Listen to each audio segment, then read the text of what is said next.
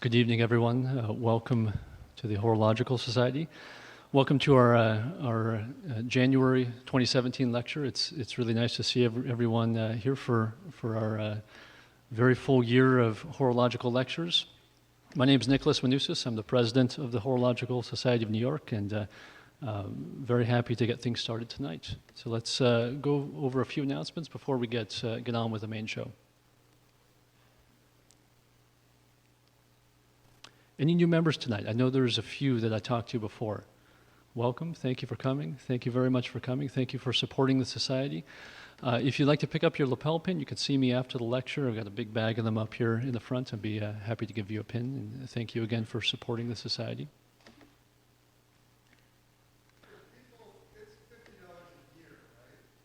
It's $100 a year. $100 a year. We raised our prices a little bit, but I hope it's worth it. I hope it's worth it. Thank you for the very good question, Bree. So we've switched. Here, I'll go back to new members. We've switched the schedule a little bit because the society is growing so much. It's difficult to have one renewal period for everyone. So now, when you sign up on the website as a member, your sign-up date is your renewal date. So it doesn't matter any time you want to sign up during the year, you can do so, and the website will automatically rebill you 1 year from that date.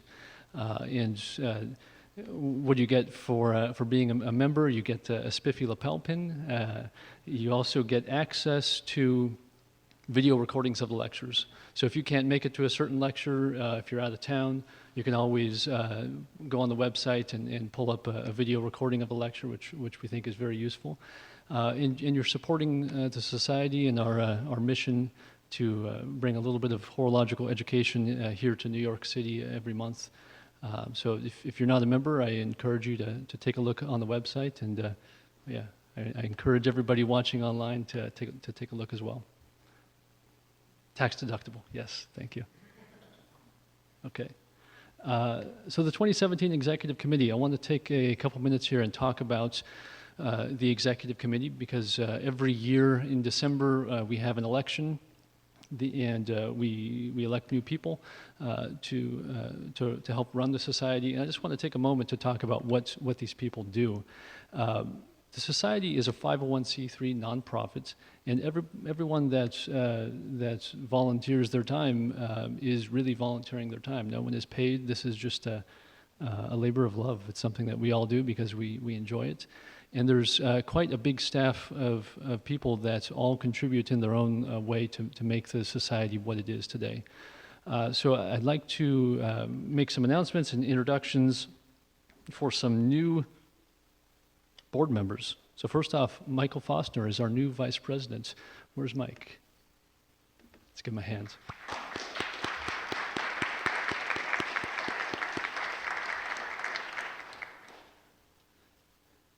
And where's Luke? Luke Hawksbien was previously a trustee. He's now the director of horological studies, which is a new initiative that you'll be hearing much more about very soon. Let's just put it that way for now, but it's a very exciting initiative, and we're very happy to have Luke heading that up for us. So thank you, Luke.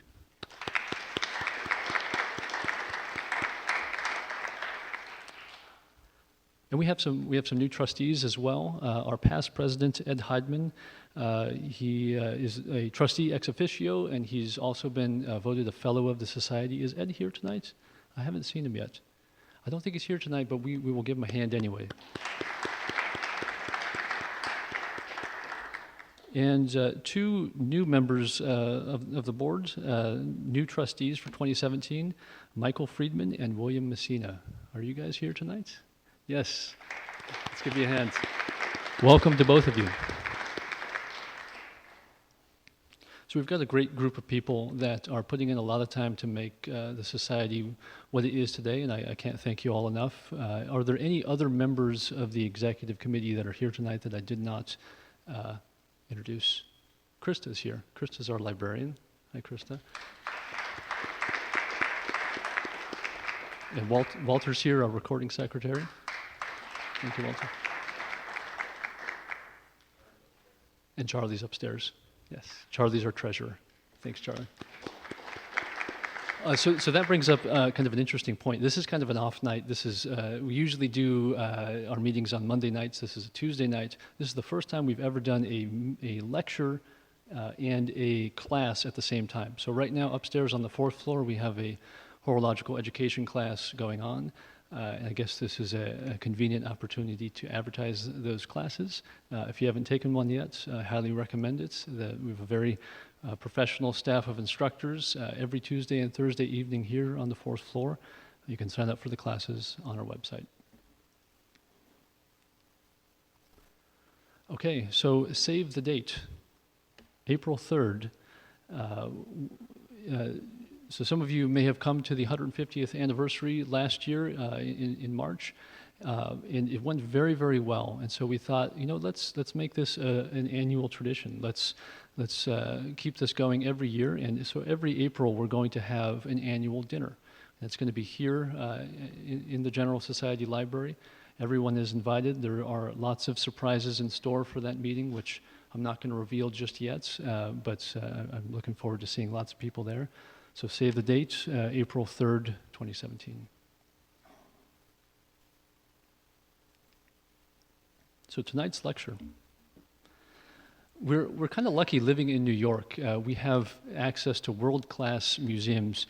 You go up Fifth Avenue, go to the Met, and you look at the paintings hanging on the wall, and often you're going to see depictions of timepieces in those paintings. You'll see clocks and watches, and why are they there? The painters must have chosen to put them there. Are they just some random clock, or is there some meaning there? And that's what we're going to discuss tonight. That's what our lecturer is going to talk with us about. So our guest for tonight is a freeman of the Worshipful Company of Clockmakers in London. He's a fellow of the National Association of Watch and Clock Collectors, and he is the founder and owner of Bell Time Clocks. So please join me in welcoming Mr. Bob Frishman.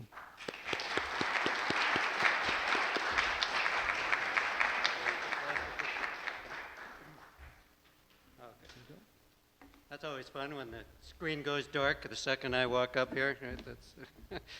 Anyway, thank you all.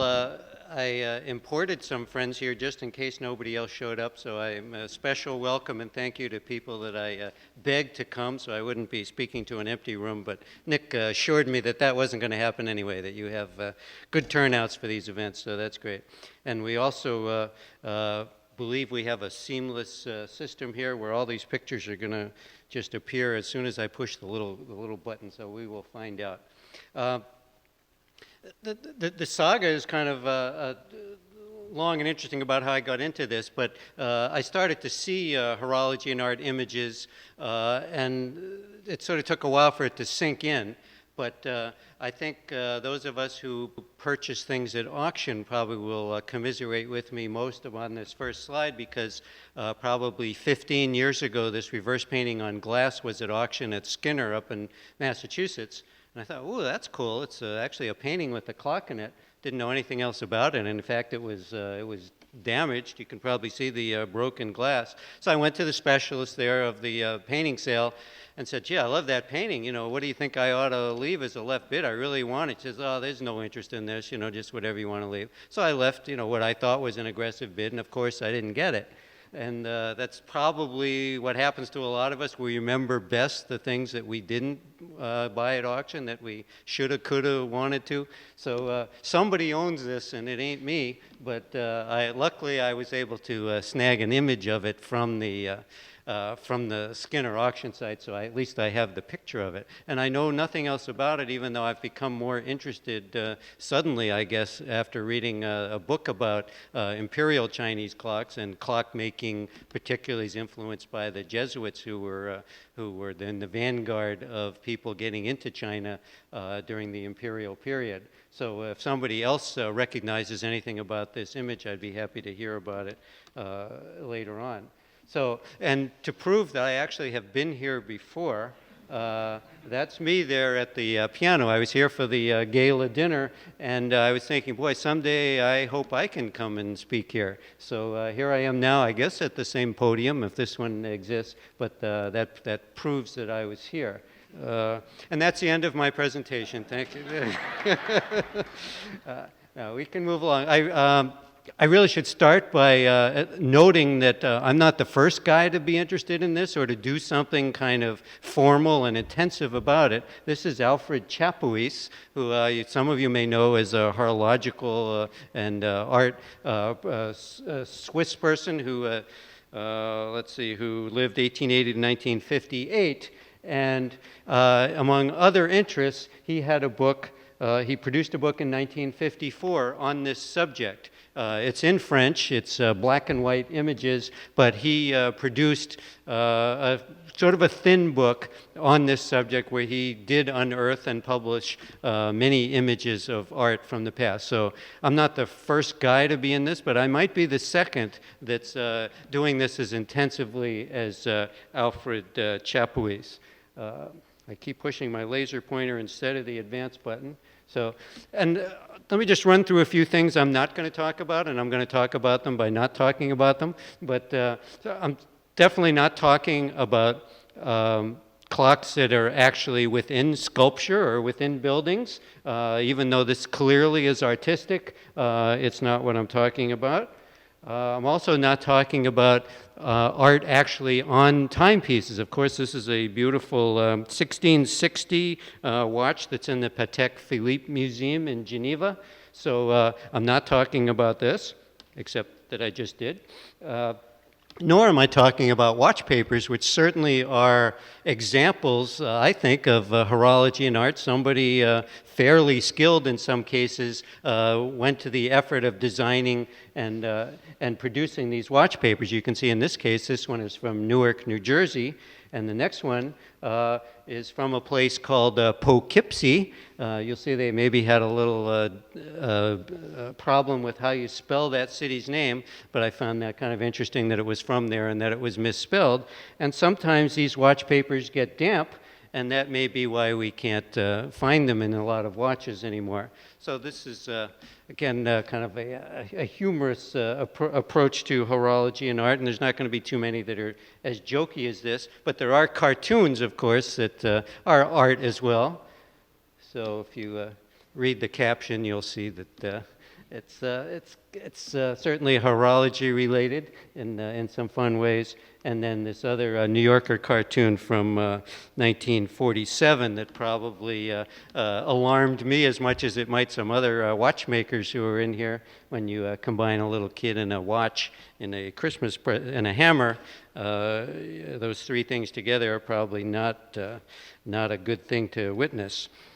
So let's see, what else am I not going to talk about? Yeah, I'm not going to talk about these either. There have been people who, when I first said, I have a whole clock and art thing, they said, oh, you mean those crappy paintings, the tourist trade things where there's actually a real clock built into the painting? And said, no, that's not what I'm interested in, but, they exist, and I guess I'm kind of interested in them, but I've never seen one where the painting was good enough to warrant wanting to have both a junky painting and a junky clock that was built into it. So I'm not talking about these either.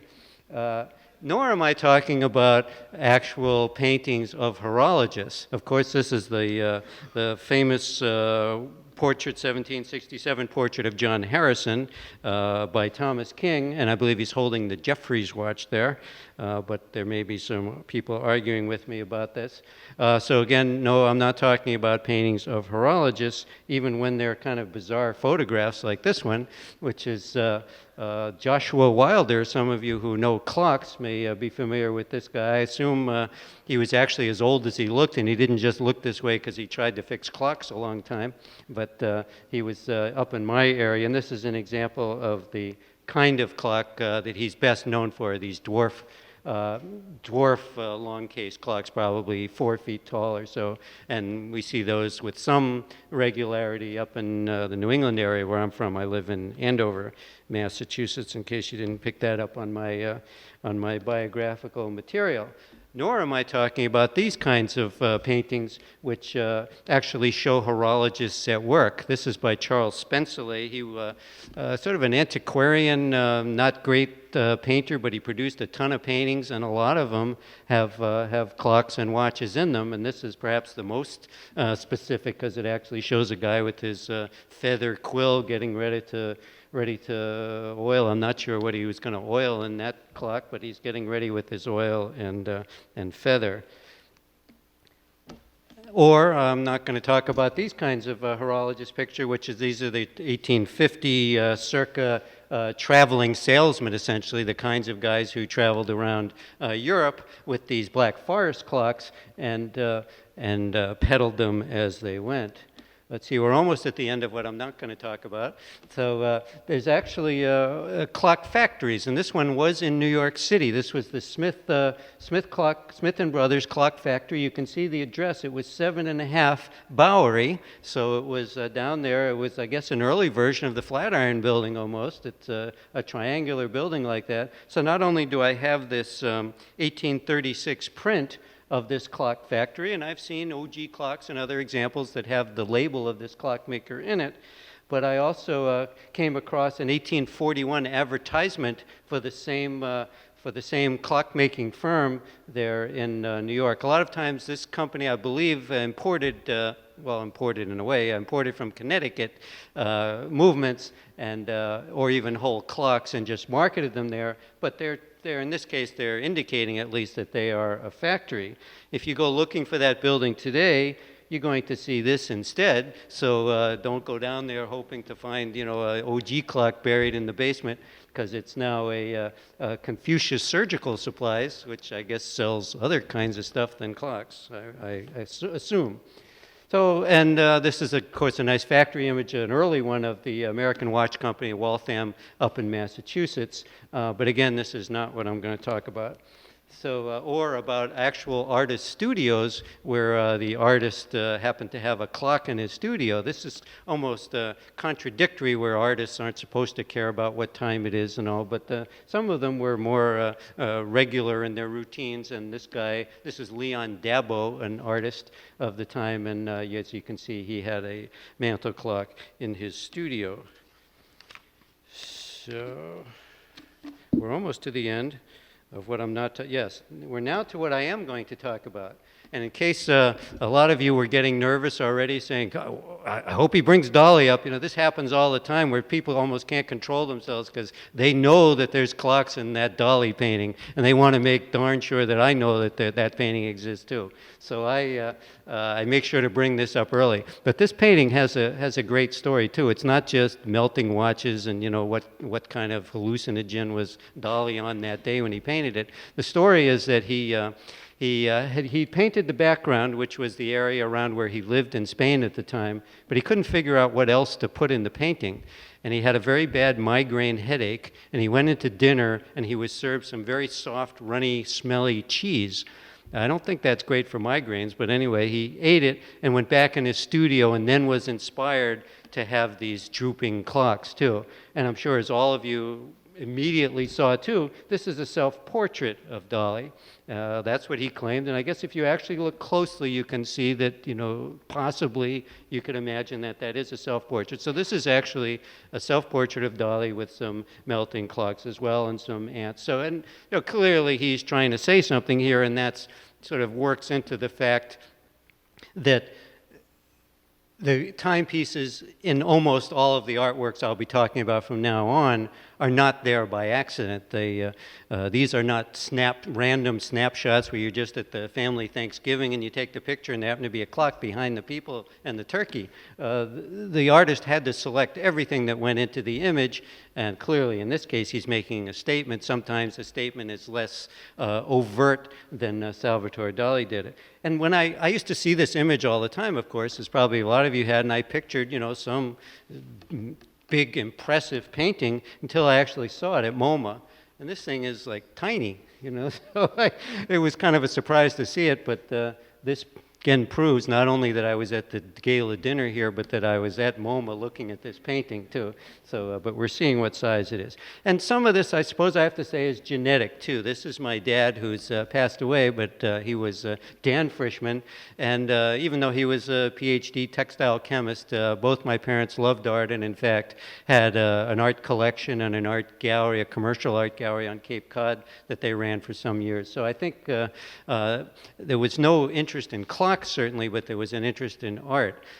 People have suggested, because I'm a clock restorer, that, as you were third generation something, no, there was, the only clock was the clock that was there for the time. There was no antique or horology genes in my family, but perhaps some artistic ones. People say I look like my dad too. I'm never sure if that's good or bad, but they say it. So this was another early one where I started to get the idea that maybe there's something to this interest of mine in horology and art. This is a portrait by Anatole Kurachi, part of a family of artists. Let's see, let's go back to make sure I tell you the right dates here. Yeah, this is 1590, so we're in the end of the 16th century. And clearly this is a servant or perhaps a slave for an Italian family. And again, that clock is not there by accident. She is demonstrating that this family had sophistication, affluence, other attributes of a family that would show that not only did they have a well-dressed servant, probably, but they also owned what's probably an Augsburg Renaissance-style clock. So I saw this actually in a Christie's catalog and got permission from Christie's to reproduce it on the back cover of a NAWCC magazine some years ago. And again, this sort of got the ball rolling for me. And there's an image of that style of Renaissance clock. Some of you may recall there was a great auction of Peter Guggenheim's collection that had many beautiful Renaissance clocks in it at Christie's a couple of years ago. And so I have a few other images of the great clocks that he had in his collection that got sold then too. This is another one that grabbed me right away, and it actually initiated sort of the more formal part of my procedure. This is, of course, the Emperor Napoleon. It was painted by JacquesLouis David in 1812, probably one of the best-known, most accomplished French artists, perhaps of all time, and certainly of that time. There's a clock in there which indicates a time of 4-something a.m. So this is illustrating that the emperor was hard at work. There's you can view the Napoleonic Code there. You see Plutarch's Lives manuscript down on the floor. The candles almost burned down. He's getting his sword ready to review his troops a little later. The fun thing is that this was actually commissioned by a Scottish nobleman. So unless you know your English and Scottish history really well, you kind of think that maybe somebody in Scotland wouldn't be that supportive of Napoleon or wanting a giant portrait of him in their bedroom or wherever it was. But in fact, Scotland and England didn't always get along that well, and there was some admiration for Napoleon among Scottish noblemen, apparently. This image is now, this painting is now at the National Gallery in D.C., where you can see it. And it initiated my whole process, which I'm up to now number 30 of my horology and art features that appear in every issue of the National Association of Watch and Clock Collector magazine that comes out every 2 months. So I select a painting, and you'll see several of them as we go along, and in the sort of a typical format where I describe the artist, the painting, and then the timepiece that we see here. In this case, I'm in Egyptology, and he said this is quite a coincidence because he had just read an article about the star charts that are inside of mummy case coffin lids. And they are not simply calendars, but some of them are actually depictions of hour by hour where the dead guy was supposed to be on his travel to the next world. So these are actually more hourly indicators, not just, on September 1st you need to get to the door of the afterworld. This is, 2 p.m. according to where star positions were and everything. This is where you need it to be. So this is almost closer to time depictions as opposed to calendar depictions. So we go back to ancient Egypt quite far back. And we also go back to ancient Greece and ancient Rome. This is a depiction, 4th century. I believe this was one that was unearthed at Pompeii of a mosaic. And this guy is looking at his sundial, and the caption is actually saying something like, "I'm late for dinner." So it's indication very early that already people were kind of getting ruled by timekeepers and not eating when they were hungry, but eating when the sundial or the water clock or whatever they were using told them it was time to eat. So we're definitely going way back before mechanical timekeeping. This is another example too that and it was in a recent exhibit I'll mention in a minute. This is the 7 sages with Socrates, and again, if you peek up top there, you see a sundial up on top of that Roman pillar. These are still available to be viewed. There's a great exhibit over here on East 84th Street at the Institute for the Study of the Ancient World, and in case you might walk by it by accident, this is what the entrance of that looks like. So you can see an incredible collection. There are still hundreds of ancient sundials known, including portable ones, so it's a great exhibit to see extremely early timekeeping from Greek and Roman times. But finally, we're at mechanical timekeeping, and we're into the 13th century now, where as clocks were first invented, they really became metaphors for the universe. There was the notion of the wisdom clock, of God, the clockmaker, that there was a great analogy between God sort of creating the universe and swinging the pendulum the first time, and it started and ran from then, to actual clockmakers doing the same thing. So until much later, when clocks started to be viewed as sort of tyrannical taking over of our lives, at the beginning, in these periods, they really were metaphors for many things, including perhaps even a model of the universe, that the universe is kind of a machine. God created it, started it, and it went off on its own then, as these clocks did. Clearly, we have, it couldn't have a more overt theological reference here in this particular image. So, and we have, again, Botticelli. This is 1480. This is St. Augustine. And you have a very interesting clock up there in the background behind him, and I have a close-up of that. So you can see certainly a very early primitive timekeeper. Again, we're talking 1480 here, so you wouldn't find this at Best Buy now, I don't think, but it's a 24-hour dial, as we see, a single hand, of course, as they all were back at that time. So it's an artistic depiction. I can't quite figure out how this would work, but I guess the horologists who are better trained than I am could perhaps figure out what's missing, at least in this, that would turn this into a functioning timepiece. And certain artists, I look long and hard for and sometimes never find anything horological. In this case, this is the only Leonardo da Vinci example that I could find, and I suppose this qualifies since it's a drawing and it's from his notebooks. It's in his mirror writing, so if you want to get your mirrors out and read Latin backwards, you'd be able to see what he was saying about this. But it is a depiction of a clock escapement, and an early one, so I was able to add Da Vinci to my horology and art roster, fortunately. And even on the cover of the Italian publication for their horological association, they printed this this early image by Carpaccio, 1504, a presentation of Mary, so that was on the front. If the word Carpaccio as a artist name means something to you, and maybe you've gone to restaurants recently, you know that it's also the name of this raw meat that they serve there, which is named that because it's quite like the red color that Carpaccio was kind of known for in his paintings of all kinds. So if you're now feeling hungry, I'm sorry, you're going to have to wait a little while before I'm done. But there's the Carpaccio. There were also these beautiful Belgian tapestries. This is 1523, and several of them have depictions of women depicting various characteristics. And in this case, this is Temperance, and she's holding an early clock from that period too. So as we're starting to move up into more mechanical clocks that perhaps will look a little bit more familiar, and this is also an early one that I focused on in my feature articles. And this is Titian, and this is depicting the Duchess of Urbino.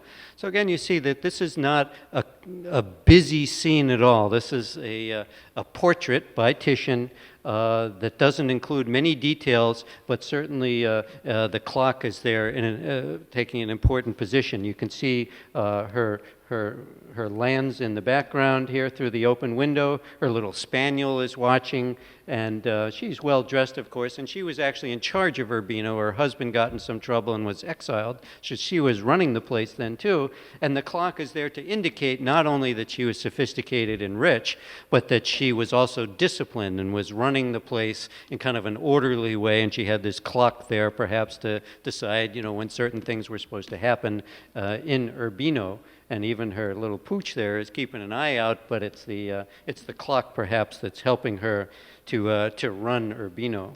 So, and this is Peter Paul Rubens. You see a similar kind of small, probably Augsburg clock here, and this is the Emperor Charles and his Empress. So, probably no peasants at that time owned clocks like this. These were clocks that were extremely rich, extremely expensive, inaccurate. They were novelties, machines, probably the only machine except maybe a siege engine that threw rocks onto the neighbor's castle. There weren't machines otherwise, except for these novelties that were highly prized and often in beautifully worked cases as well. So this is one of my favorites too, and clearly the clock is front and center in this, as sometimes they are. This is called the Knight's Dream. This is a Renaissance painting with a Renaissance clock, 1650, Antonio de Pereda, a Spanish artist, and here it is busy. This is more than a portrait of the Duchess of Urbino. This is starting to get into those notions of vanitas paintings that we'll look at a couple more as well, where they just overload these canvases with all the symbols of mortality and all the reasons why you better live your life well now because you don't have that much time. Even that's the message of the banner, which the angel is showing as this guy snoozes. This is different from some of the later Dutch vanitas paintings, which almost never have people in them. They're really just still lifes. But this one obviously has the guy who's snoozing, but we have all of these signs of the skull and the coins and the mask and the guns. So all of these, anybody from that period who looked at this painting would have had no problem understanding its message and the fact that life is precious and short. But there's the clock right there in the middle reminding us too of its passage. And there's an example of a clock in case you couldn't see it that well in that Spaniard's painting. Another one from the Guggenheim collection that was sold at Christie's. So these are little architectural style clocks that are kind of meant to look like the tower clocks, which were common at that time. If a city was sophisticated and affluent enough, they had one, if not more, tower clocks. So this was sort of a little miniature version of one of those. And this is let's see, this is Velázquez, or Velázquez, I should say, if my Spanish is being spoken correctly, 1653. This is the Infanta Maria Teresa, and in this case, we're throwing in some watches too. You'll see watches occasionally, even though it's more clocks than watches. But in this case, there's two of them, which usually violates the rule, which we always say you have to have one or three, or you don't know what time it is. If you have two, you don't know which one's right. If you have one, maybe it's right. You have three, you can. If two say the same time, then that's probably the right time. So why she's only got two, I guess maybe she didn't get the memo about having one or three. But she's got two hanging off her there, and of course they were decorative and displayed too. If she has two, she's rich enough to have two, which is meaningful to any viewer of this painting as well. So this is an example of one of these Dutch vanitas paintings that I mentioned earlier too. This is 1630, so we're kind of entering that golden age of Dutch life and Dutch painting. This is Pieter Claes. So we're, again, no shortage of things that are reminding us of time's passage. This, everybody would have understand that the tilted glass and the silent musical instrument and the skull, all of those were pounding away at that message. But we also, of course, have a lovely, nice, thick watch there with a bell in the cover, so we're pretty sure this is a repeating watch as well, showing the movement. And we'll look at a close-up of this for another reason, too, because here we can look at the watch, which its nice ribbon and key, but we also see the artist reflected in this glass ball that's behind there. So the artist got himself into the painting, and we even see the back of the watch there in the same reflection. So, and these are quite detailed. You can, kind of understand a lot about what that watch is because of the detail of these paintings. So it's good for horology too. It's not just art. You can learn a lot about the watches of that time from these paintings. So here we have another one as well, and this is again a nice thick watch. Another Vanitas painting. Again, a Peter Claes one from around the same time. And this is probably, I guess, what we call a montre à tact, because there's dots around the face there, so you could feel the time without looking at the hand of the watch, either if it was dark or you were in a lecture like this where you didn't want the guy to see you looking at your watch. You could feel the dots. And yeah, no, thank you. Yeah, I've seen you looking at your watch all night. I'll try to speed it up. So, but again, a nice illustration of a watch. Certainly it's not there just because the artist thought it would be fun to have a watch in the painting. It's there to emphasize this notion of the brevity of our time here on Earth. This is one I just wrote about. This is Franz Hall, and this is obviously a man holding a watch. And there was a serious scholarly article written recently claiming to know exactly who this guy was, that he was a Mennonite watchmaker. A member of our audience here, Philip Ponitz, who knows a lot about this stuff too, isn't quite so sure if the attribution is correct. But this painting was accompanied by a painting of the guy's wife as well, and they were together until about 100 years ago through a series of auctions.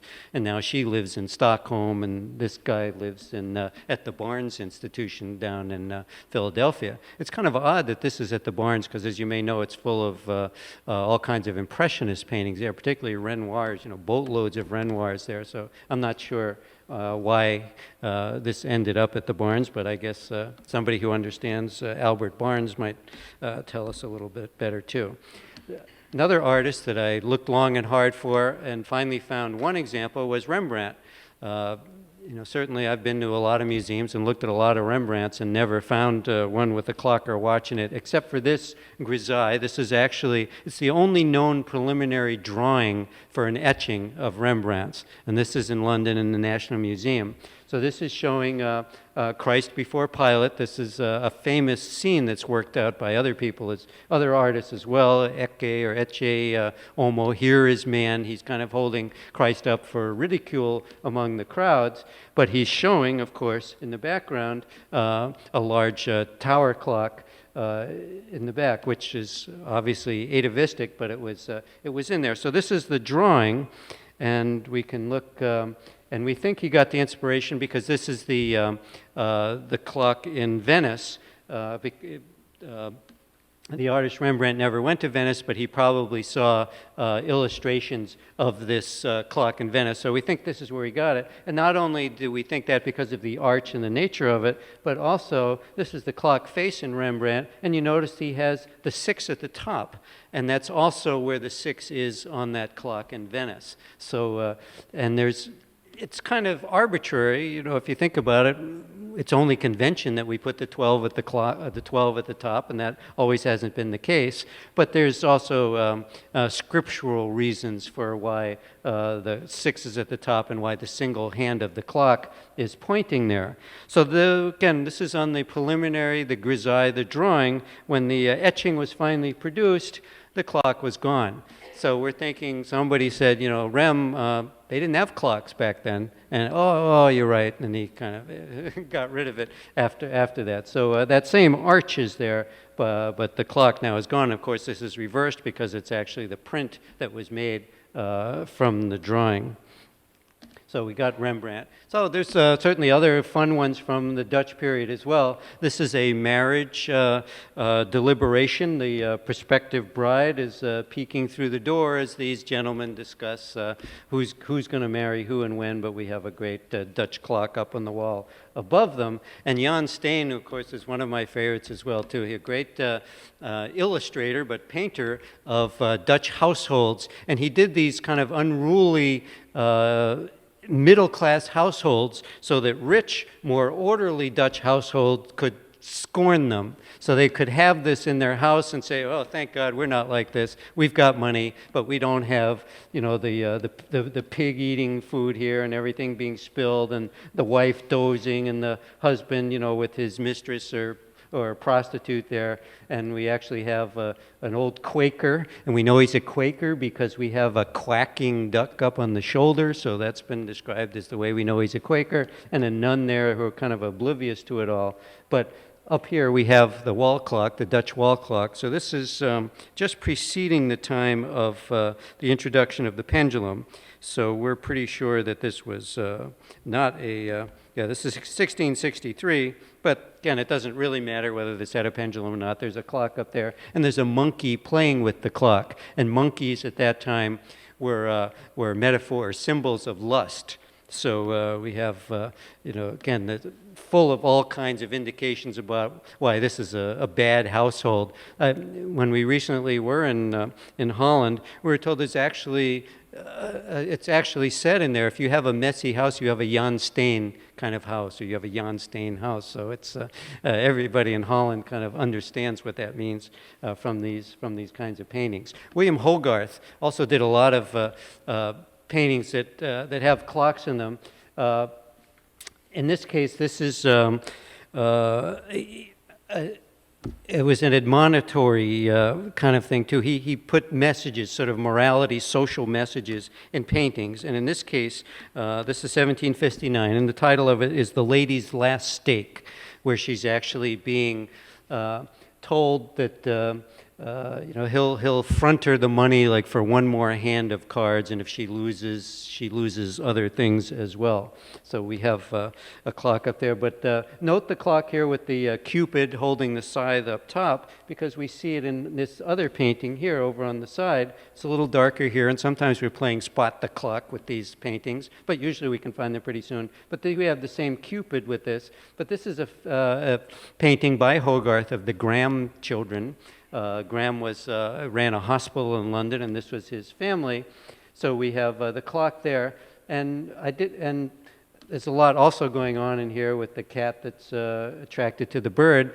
But I didn't realize what else was in this painting until I saw the real thing that I'll show you. But in this case, the boy is cranking a little hand organ called a sarinet. And these were designed to teach birds how to sing popular songs. So the song would come out of this, and theoretically, at least, the bird would sing along with it too. And just today, I was in the Frick, and I saw another painting that also showed a woman. They called it an organ, but she was cranking it, and she was looking over at the bird in the cage. So clearly, she, again, this was an instance of someone trying to teach a bird how to sing. And this is an example of one of those serenets. This is at Colonial Williamsburg, where I was happy to see it, and it explained, you know, these were the various songs that you could crank out, and hopefully your pet bird would start singing that song as well.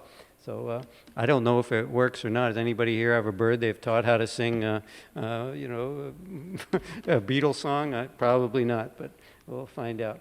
So I said I wasn't going to show paintings of horologists. That wasn't what I was going to talk about, but I lied a little bit because this is John Arnold and his family, John Arnold Jr. and his wife, and he's holding a chronometer, clearly something he was well known for and proud of. So this appears in this painting by Robert Davy, circa 1783, of that famous horologist. There's a close-up. So again, we have quite detailed images here. You almost can see, you know, what this chronometer was from the level of detail of this painting. So that was that it has horological importance as well as artistic. And this is a good chance that this was the chronometer or one just like it that was made by John Arnold around that time, before they were in the more typical gimbaled boxes they could be in these types of wooden boxes as well. So we can talk about things that happened right here in New York too. This is this painting, and I'll mention them when they are local. This is right over in the New York Horological Society.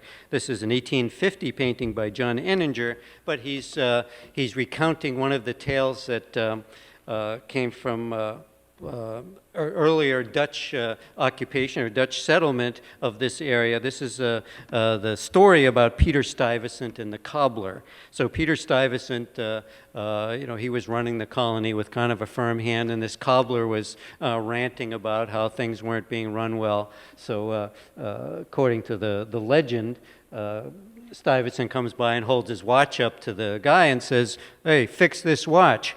And the guy said, I don't know how to fix watches, I'm a cobbler. He says, well, clearly you're a cobbler and you're not a governor either, so, why are you complaining about the government? You don't know anything about government or watches, so shut up. So anyway, that's the story and that's the illustration. You can go see this great large painting that's just across the park at the New York Historical Society. There's some other great images too. This was a civil disturbance that some of you may be familiar with. This was called the Boston Massacre, and Paul Revere was an engraver of the time, and he was very quick to try to capitalize too, not only on revolutionary propaganda, but on commercial opportunities. So he rushed out this engraving and print of the Boston Massacre. Not only is the depiction factually inaccurate, there was no order to fire, supposedly, as John Adams proved, as he was defending the British soldiers. A couple of them panicked and started shooting. But he also got the time wrong. The clock up here says something like 8:20 when the event actually happened at 10:20. So Revere realized this and came out quickly with a second edition of the print, but there are collectors are very interested in whether it's the 8 o'clock or the 10 o'clock version of Paul Revere's depiction of the Boston Massacre. And in case you can't remember what Paul Revere looked like, this is the famous portrait of him that's at the Boston Museum of Fine Arts holding a teapot. He was in, of course, many fields. He was quite a businessman. He made roasting jacks, in fact, or sold the Willard roasting jacks, and was a bell founder, did many things, produced the copper sheeting that was put onto the USS Constitution in advance of the War of 1812, and many businesses. So this is the 10 o'clock version that he rushed out afterwards. And this is a view of that old State House now with the clock up there in the opening. But one of the other problems with Paul Revere is that he was quite a plagiarizer. And actually another fellow named Henry Pelham produced an image and a print of the Boston Massacre before Revere did. And Henry Pelham was not happy about this at all, but he doesn't even have a clock there. He's got a sundial, which was up there at the top of that building at the time. But he produced his version of it too. And there's quite a famous John Singleton Copley portrait of Henry Pelham too, done just a few years before he produced that engraving. So this is that young man playing with his pet squirrel before he went off to the engraving stone to prepare a Boston Massacre scene. So there are also, again, much more overt depictions of timekeepers than just happening to be in the scene. This is actually a memorial image. This is by an unknown artist of an unknown man, but it's from Connecticut, and this is actually the time that George R.H. Slacks passed away. This is the clock, the pocket watch is showing the time of his death along with the date down below. So, and that's not necessarily an unusual thing that happened as far as clocks and deaths went, but this is one example. This is in Colonial Williamsburg, this image. But here's an image of George Washington on his deathbed. You see the doctor there is not only consulting his own watch, but they also did the traditional thing that when Washington died, he went over and immediately stopped the hands of the clock in the room, in the bedroom. And this is a typical thing, again, a tradition that often happened where a clock was stopped, both to sort of memorialize the moment of death, but also in some superstitious way to say that nobody else is going to die here tonight, please. We stop the clock and that's it as far as people dying here. So this is the clock that was stopped at the time of Washington's death.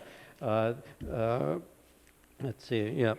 So this is a Robert Peckham family scene from an image in rural Massachusetts. He was not quite a folk art painter. He was better than that, but there are examples of his folk art paintings in the Folk Art Museum, so he's kind of in a crossover period there too. But this is 1817, and this is actually a view of his family. And I showed this image next because this is also a death scene, even though it's not as obvious. This little girl was Robert Peckham's daughter, Elizabeth, and she had died about 3 months before this painting was done. So, and this was another thing which was not uncommon, where you would include a dead person or a dead child within a painted scene to keep them within the memory of the family. So, because you think this is a gathering, there's food and people are sitting around, but they do look sad. It's just a long case clock in here that indicates that this was a sophisticated family that had enough money to own a long case clock. And everyone got excited at first because there's actually a maker name and a place on the dial of the clock. You think, oh boy, we can identify the maker. But the maker name that's on there, when we went back on the records, he would have been 7 years old when the painting was done. So there's some date issues there. And we don't know where that clock is now, unfortunately. So we can't say for sure. But again, it's not there by accident. It's telling part of the story. This is another example of a Robert Peckham painting. We love these folk art paintings. Either they had very big kids back then, or there was some perspective issue, because I guess her head's about the size of her parents, but and she's got kind of a very large watch there too that she's hanging on to. I think again there were some perspective issues here, but I love these documentary images of early New England families, and in which sometimes they included a timepiece, again to show that they had money, and I guess the kid isn't exactly holding the watch, so we don't have to worry about it hitting the floor. This is another great folk art image. Not only do we see that she's holding a watch, but there's a beautiful watch ribbon attached to it, which were also shown with it. They were made by women to accompany watches, and to be as decorative perhaps as the watch themselves, but these great folk art images of very colorful floor cloths and the interesting clothing of the time. So in this case, you can't even see the watch, but that's clearly a watch ribbon. These were also beaded ribbons were made by women and given either to friends or sweethearts or parents. So there is a watch that's tucked into her waistband there, but this would often have patterns and certain often scriptural sayings on the strap as well. So a nice quiet New England scene. This is let's see, John Lewis Krimmel, 1813, a quilting frolic. Frolics were another word for kind of chaperoned courting events where you could have a party, but the whole family was there and they could watch to make sure nothing untoward happened as they were partying. And we see the nice big long case clock up there overseeing the whole scene. Krimmel also did this great image of Election Day in Philadelphia, which is a few years later in 1815. That Philadelphia, the old State House, had this great kind of massive, at least image of a long case clock stuck to the side of the building. Of course, the works were inside, but this actually went down below, and it looked like a whole long case clock kind of made out of stone or wood was attached to the side of the building. But clearly there's a lot going on in the scene there besides the clock stuck there. This is Joseph Davis, who was a wonderful folk art painter. He was itinerant. He would go to your house and stay a day or two or however long it took to produce one of these house portraits, and the odds were probably zero that this family had a banjo clock. He would, or perhaps didn't even have that level of sophistication of floor cloth and things like that. I assume that the likenesses of the people were fairly correct, but you could decide what sort of accoutrements you wanted within your portrait to enhance the stature of your family in the family portrait. This is a great one too. A little perspective problem here too, I think. But this is even later, 1876. This child in a rocking chair. So either the steeple clocks were really teeny back then, or or else we just have a little problem of what was what size when we're looking at these paintings. This one has a lot of story to it too. This is Edward Lamson Henry. He did a lot of sort of nostalgic paintings in the middle of the 1800s, looking back on early American times. But this one is important for other reasons. He did this in 1868. It's called The Old Clock on the Stairs. And this was a house in Philadelphia. He knew the owner. We know the owner. Unfortunately, we don't know where the clock is. There was a rumor that the clock actually was in New York City in the 1950s, but hadn't been seen since. So if this is standing in your parlor, I'd like to know about it. But this painting now is up at the Shelburne Museum in Vermont. But it was really done to illustrate the famous poem done by Henry Wadsworth Longfellow, The Old Clock on the Stairs. There's Longfellow.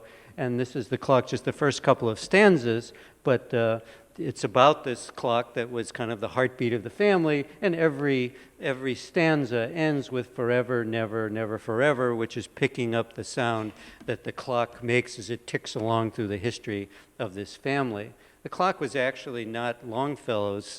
It was at the place where he had a honeymoon, but Edward Lamson Henry sent Longfellow a picture of the painting, and Longfellow said, "Oh, you nailed it. That's really what I had in mind when I wrote the poem." So, and the painting was a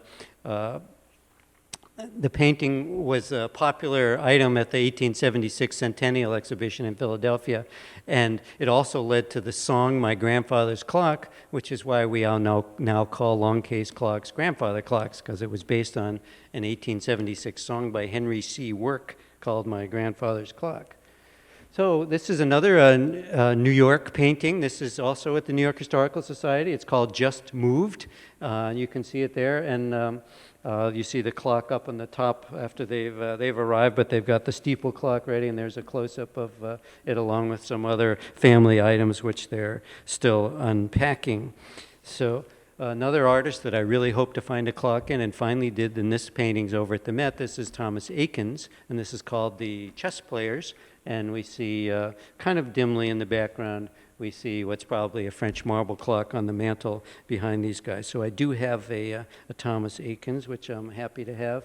But I'm even happiest, perhaps, to have something by this artist. There's no clock in this, so don't go crazy trying to find it. This is just the introduction. This is by Winslow Homer, and this is where my business name came from. When back in the 90s, early 90s, when I was trying to think of a name, I just bought this page from Harper's Weekly in 1868 called Bell Time, that was from Lawrence, Massachusetts, which is where I lived at the time. Winslow Homer spent time in Lawrence because he had a brother that worked for the textile firms there, so he knew what it looked like. And this is describing how these factory workers, these textile workers, kind of lived and died by the bell back then. They, when the bell rang, they had to get to work. If they were late for the next bell, they didn't work that day. They lost a day's pay. So this, the text to this illustration talks about how these workers' lives were governed by the bell. And you can see the tower in the old Atlantic Mill, which isn't there anymore, but it's, there's certainly other bell towers that still rang out the time. So it got me hoping I would find a Winslow Homer with a clock in it, and finally I did. This is kind of hidden away at Texas A&M University in their Forsyth Gallery, but this is of a young woman, and it's called Winding a Clock. It's a watercolor, and there's an art history professor there who will be speaking at my symposium, who wrote something about it, which is how I was able to find it, and then I went and looked at it and saw it. It's interesting for a number of reasons. We don't know who the young woman is. We don't know where the clock is or what it was, because Homer became interested in long case clocks when he went to England for 18 months to paint up in color coats, but he never, and he brought home some clocks, some long case clocks that he bought there from the families, but that was after this painting was done. And he kept this in his studio until many years later somebody came in to buy another painting and saw this and bought it from him as well. So we don't know much about it. We do know that that stool that she's standing on was in his studio. and she's blowing on the winding crank, which we don't quite understand. And usually it was the man's job of the house to wind the tall case clock, so we're not sure what he's saying here. But perhaps the most controversial item in the painting is the cello. And I'm not sure how deeply the professor from Texas A&M is going to get into it, but he's making the case that this perhaps is a kind of women's liberation statement in a way too, because the cello was a controversial instrument for women to play of the time because of the way they had to sit. So, otherwise we're not sure what a cello would be doing in this painting. I do have an example. Once I kind of got into this subject of the cello, I'm not going to spend the rest of the night on the cello, but it's interesting because I did find a 1744 painting at Yale University where a woman is playing the cello in that controversial posture. So, other artists weren't afraid of showing women playing the cello that way, but we don't know what was in Winslow Homer's mind. But we do know that that Winslow Homer did another painting of a guy playing a cello in his studio, and maybe it's the same cello. So here's a doctoral thesis, thing for somebody to dive into if they really need something exciting to work on. So that's Winslow Homer for us. Childe Hassim did a great painting of Madison Square Park. Do I have that right? Yes, Madison Square Park. This is 1890. And he's another artist I really hope to find something from. So there's this, there's the street clock that's there, and by God, that street clock is still there. So it's great to see it there. Things have built up a bit around it, but it's nice that maybe it's not the same clock, but there's a clock in that same place. So I'm going to say it's the same clock until somebody tells me otherwise.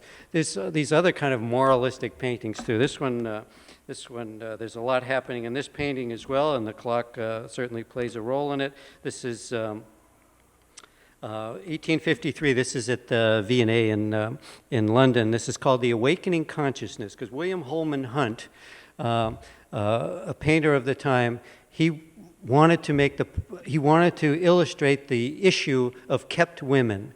And at that time, most artists' depictions of women were very proper Victorian English wives and mothers and ladies, but there was a whole subculture of kept women who were in certain areas in London, and then affluent men kept them as their mistresses. And William Holman Hunt wanted to illustrate a moment of conversion for one of these women, where she's suddenly realizing that she's on the wrong path.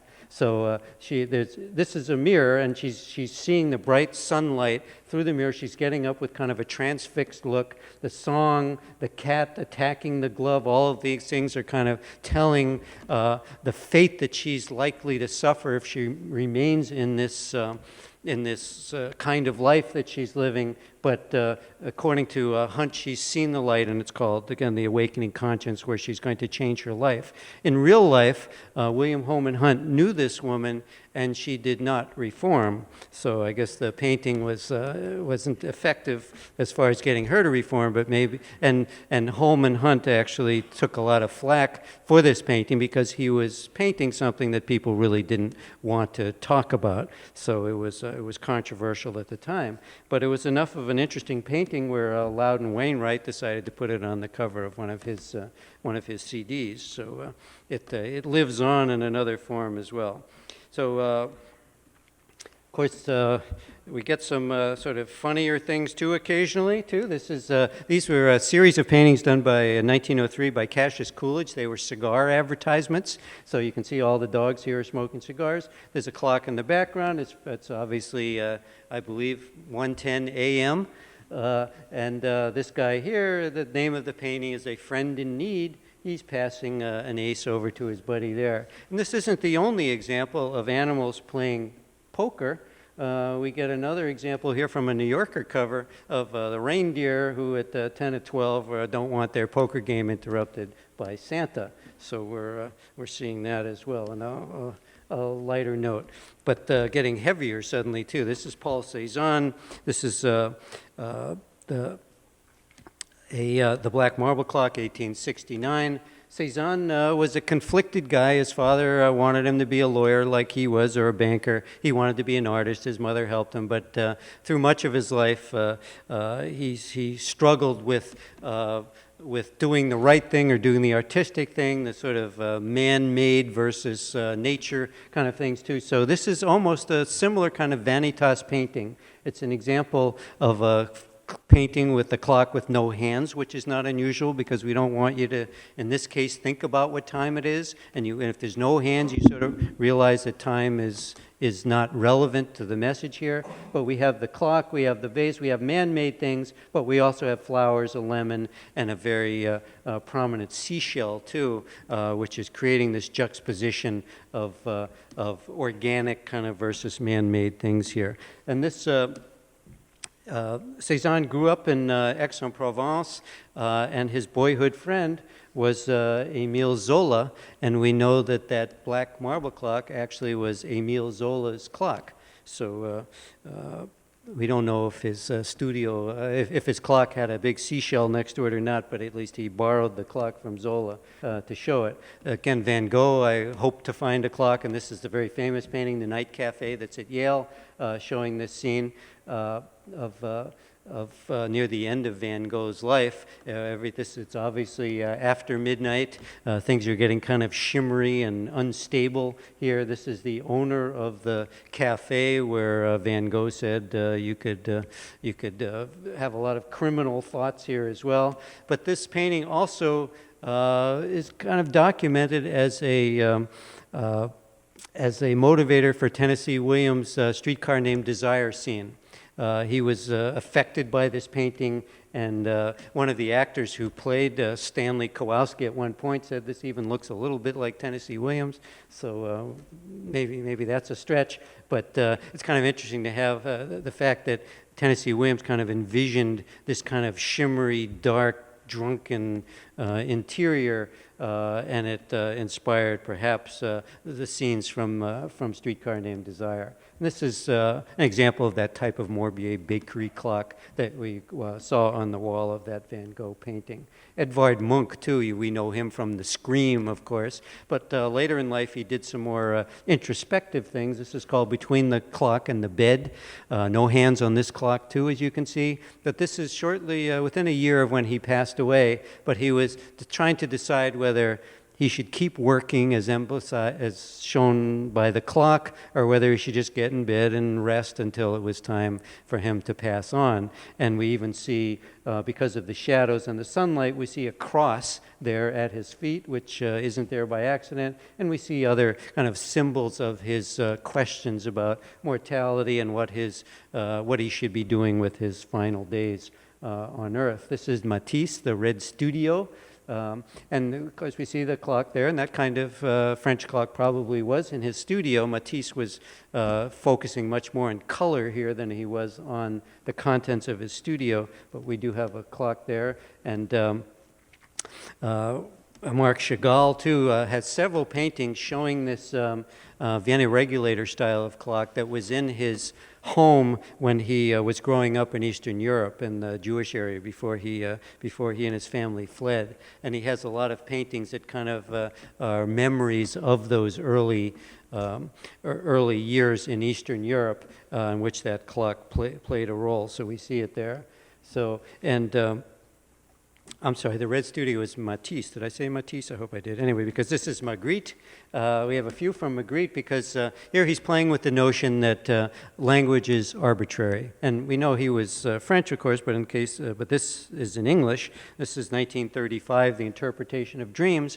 And it's just showing that we've just happened to select the names of things, but they could just as easily be called something else, and we all would know what we were talking about. So in one case, he has the valise as the correctly naming the item, but in the others, it's another word. So if we'd all decided whenever English came around that the thing on the wall that tells time is the wind, we'd all say, well, yeah, according to the wind, it's 8:15. So that's the point he's making, and it's interesting.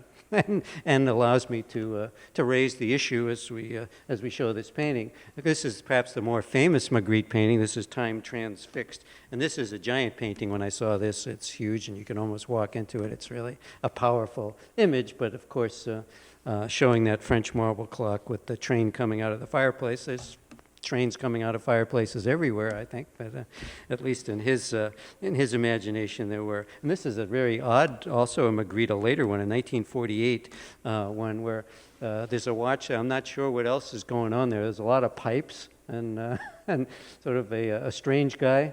So, and the title of it is The Cripple. Can't understand that either, but it's a Magritte and it has a watch in it, so you're seeing it here. There's no clock in perhaps one of the most famous American paintings, Grant Wood, but I did find a Grant Wood that has a watch in it. This again was done shortly before he passed away, and the title of this in 1841 was Family Doctor. These are the hands of his physician. So, and it's just a pencil sketch of his doctor's hands when he was sick already too, and I guess not able to create large oil paintings like the one we just saw previously. This is a wild one too. This is also New York based. This is Everett Shinn, and it's a political painting. He's the man for me.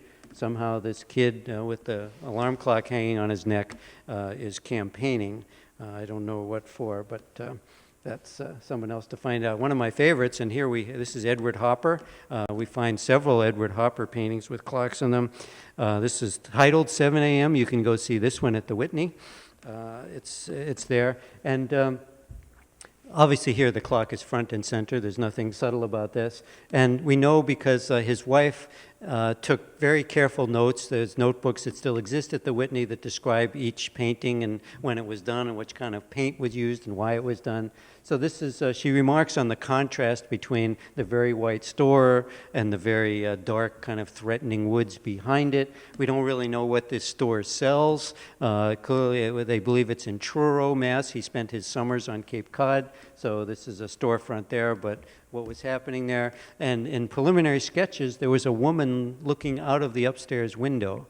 But the woman isn't there, so I guess Hopper decided he didn't need her there after all. So we're getting close to the end. This is Diego Rivera. We're seeing his alarm clock here, and in fact the title of that is The Alarm Clock, 1914, and his lover, Frida Kahlo, also did a painting. It's a little harder to spot the clock here, but this is kind of a multi-interest one because the title of this is My Dress Hangs There, but you'll see, if you look carefully, you'll see New York City is in the background. So you're getting a view, a Frida Kahlo view of New York City, as well as her dress and some other interesting items in her life at the time. This was an earlier one too that I discovered and was happy to find it. This is Jamie Wyeth. This is 1994, the third generation of Wyeth American artists. This is Screen Door by the Sea. This was painted on Monhegan Island off the coast of Maine, where he lived for many years and painted. And the subject is almost as interesting too, because this is a young man named Orca Bates, who was a kind of wild child who lived on the island and scampered around, and he became a frequent model for Jamie Wyeth. There was a follow-up article not long ago. He lives like in Brooklyn now or something.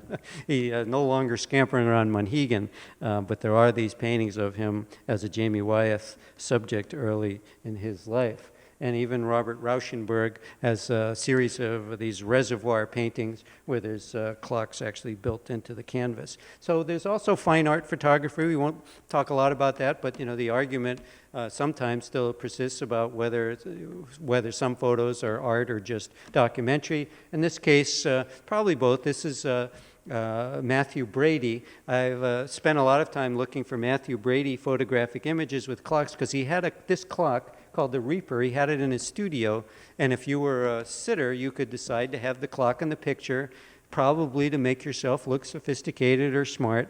And Matthew Brady was very careful about setting up his Civil War era photographs. So these were certainly composed artistic depictions. This is fun too because this is Dr. Mary Walker, who was the first woman to win the Congressional Medal of Honor, given it to her by Abraham Lincoln. for her Civil War activities, but she was also, as you may guess from looking at her attire, she was a early and strong advocate of dress reform for women. She wanted women to be able to wear trousers, to be able to wear less confining, less painful clothing. So she's kind of an important, perhaps forgotten figure in American women's history for that reason. And this guy also had his picture taken several times by Matthew Brady. You may recognize him as General George Custer, before Little Bighorn, I think. So, and again, that same clock is there too. It's kind of funny because Matthew Brady was, again, very fussy about his picture taking, but the clock was a wreck. The bezel was gone, the hands were in the wrong place, the dial was twisted. So there is a guy, in fact, who lives in New York who claims he owns the clock. So I've never seen it, but I guess I should ask him if he ever put a bezel back on it, or he's still got it in that decrepit situation. Berenice Abbott, certainly no argument about whether she was a fine art photographer. During the WPA days, she did a series of fine art photographs of New York City, this one called The Tempo of the City, and that's showing it. But perhaps even more interesting for us, she also did a lot of industrial photographs, including this close-up of a Waltham high-grade pocket watch. So she certainly speaks to us even more directly because of this image. And this is also kind of a sad favorite of mine, too. This is the 1960 Democratic National Convention showing JFK, and he's got his clock there indicating as the time's going by when he's speaking to the convention, and you even see the little TV monitor there behind him showing John F. Kennedy at the convention. So another fallen leader too, Malcolm X, with his wristwatch. I haven't been able to quite see what kind of watch it is, but maybe somebody here recognizes it. This is a 1961 portrait by Eve Arnold, a photographer. And of course, there's books, programs, film posters, and all that have clocks in them. Some are artistic. This is actually a theater program showing the pocket watch. This is from a 2012 production of To Kill a Mockingbird. But in the movie with Gregory Peck and the kids there, you may remember the opening scenes where they pan over a drawer, a box full of memento items that Scout is looking at, and included in there is this Ingersoll Yankee junky pocket watch, dollar watch that was in the drawer. So it's kind of nice to see that in one of our iconic films that we like to see. And there's, of course, great posters as well. They're very hard to find watch and clock advertisements. They seem to advertise other things like champagne much more than clocks and watches. But this is a very strong, certainly, image of this is 1945 of this watch company's product. And here's again, this is a bicycle advertisement, but we've got a clock in the image as well. We're just a few more images now too, because I'm leading up into prompting you all to get so fanatical about this subject that you'll come to the symposium that I'm organizing in Boston in October of this year.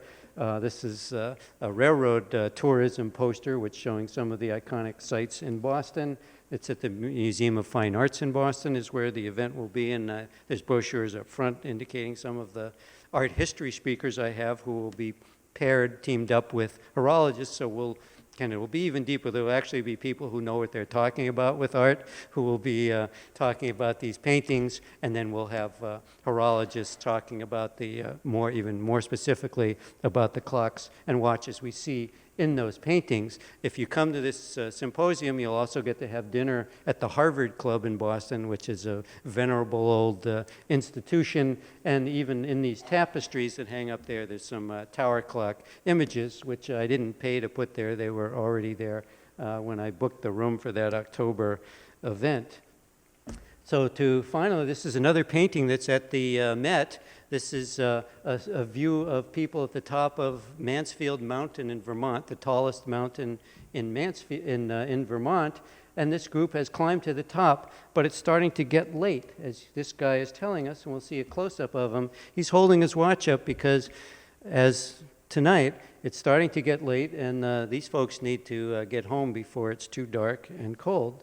So I hope to see you in Boston, and I hope that if I've sparked some interest in this, that's great. And if you want to ask me stuff either now or afterwards, I'm happy to be here and talk as long as you want to hear me. So thank you.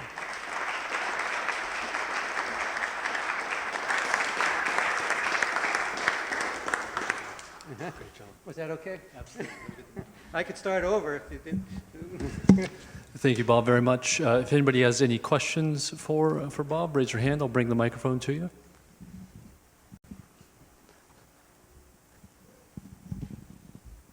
Friendly questions only. Bob, who painted the last picture? Church? Oh, I'm sorry, I should have told you that. His name is, I knew it till you asked me, but I'm going to know it again in a minute. Jerome Thompson. Next easy question? Next easy question? Yep.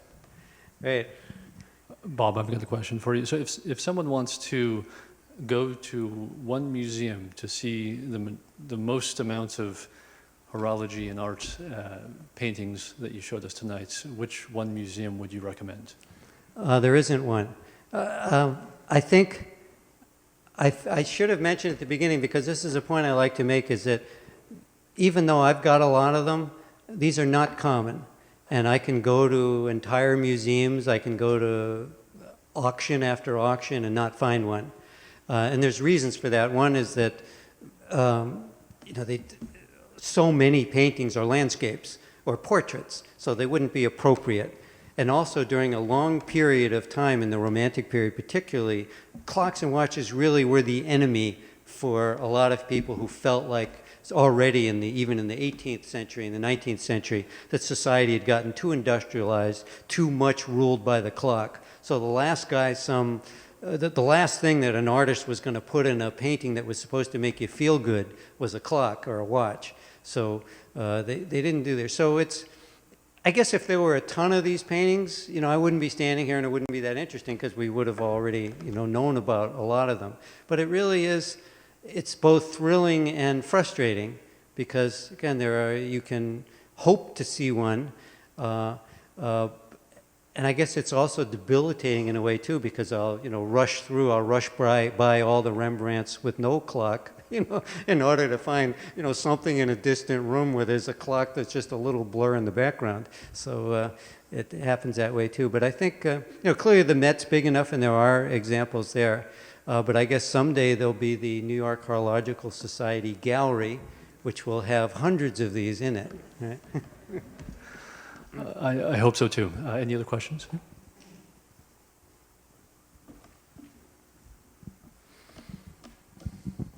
Any more interesting modern art pieces depicting wrist watches? Not many. I have.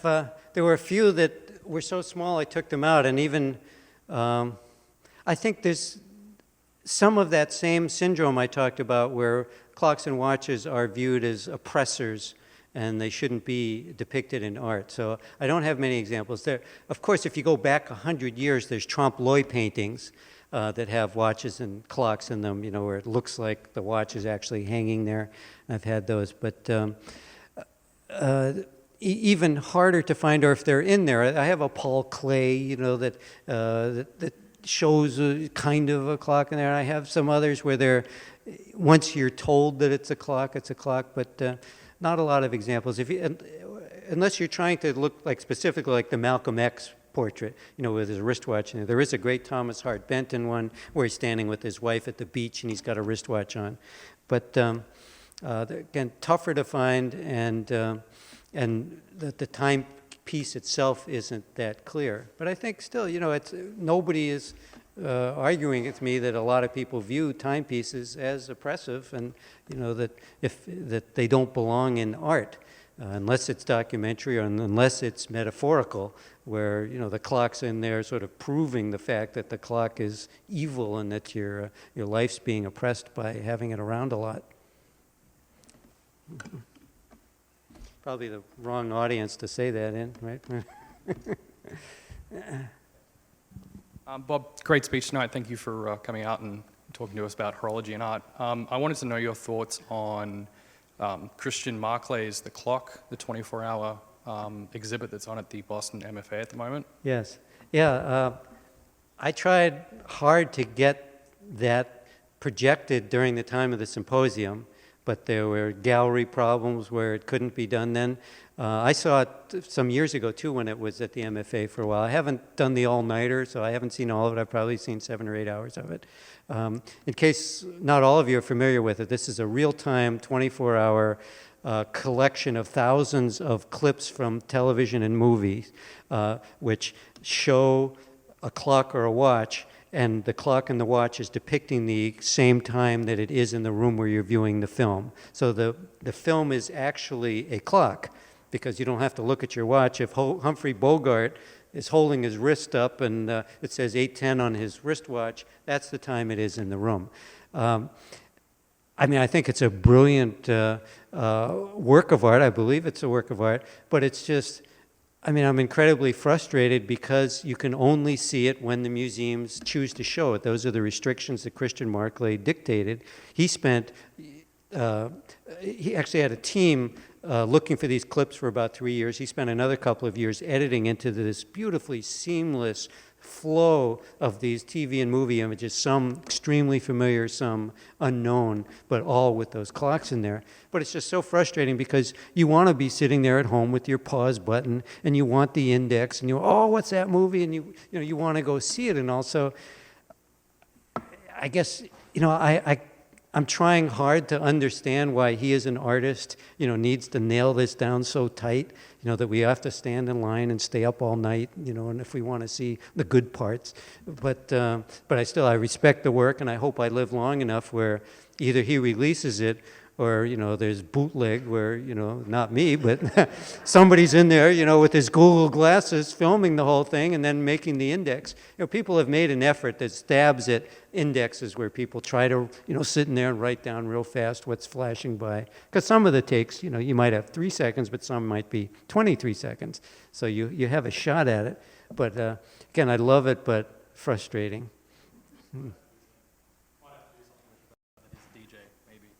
With what? It might have to do with something because of he's a DJ.